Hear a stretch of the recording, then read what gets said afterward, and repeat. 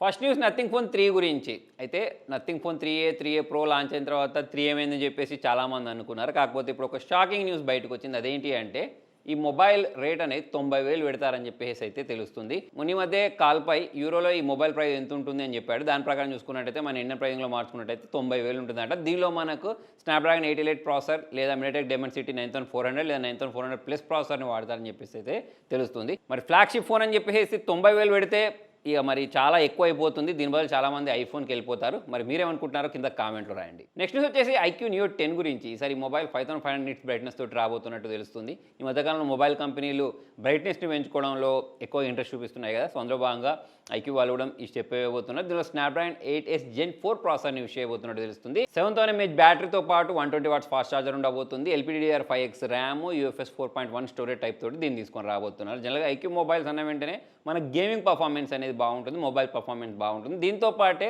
Realme వాళ్ళు కూడా Realme GT7 అనే పేరుతోటి వీళ్ళ మొబైల్ని తీసుకొని రాబోతున్నారు. సో ఇలా మనకు మీడియాటెక్ డైమెన్సిటీ 9400 ఈ ప్రాసెసర్ని అయితే యూస్ చేయబోతున్నారు. దీంతో పాటు 7,000 mAh బ్యాటరీ ఉంటుంది. లాస్ట్ టైం వీళ్ళు తీసుకొచ్చిన రియల్మీ GT60 అయినా లేకపోతే GT6 అయినా ఇవన్నీ మొబైల్స్ బాగుండే. మరి ఈసారి ఈ మొబైల్ని ఏ ప్రైజింగ్లో తీసుకొస్తారో చూడాలి. నెక్స్ట్ రియల్మీ వాళ్ళు వీళ్ళ GT కాన్సెప్ట్ ఫోన్ ఒకదాన్ని రివీల్ చేశారు కదా. 10,000 mAh బ్యాటరీ తోటి ఈ మొబైల్ రాబోతుంది. నెక్స్ట్ వచ్చేసి Samsung Neo QLED 8K TVs గురించి. Take the entertainment to the next level అని చెప్పేసి ట్యాగ్ లైన్ తోటి వీళ్ళు ఈ టీవీస్ని అయితే మార్కెట్లో తీసుకుని రాబోతున్నారు. జనరల్గా మనం సామ్సంగ్ టీవీస్ గురించి మాట్లాడినట్టయితే చాలా ఎక్సలెంట్గా ఉంటాయి. మరి ఈసారి ఏ ఫీచర్స్ తోటి ఈ టీవీ రాబోతుంది, ఎలా ఉంటాయో చూడాలి. నెక్స్ట్ రేబాన్ వాళ్ళు వీళ్ళ యొక్క స్మార్ట్ గ్లాసెస్ని లాంచ్ చేశారు. 30,000 ప్రైజింగ్, అదే 29,900 ప్రైజింగ్లో తీసుకొచ్చారు.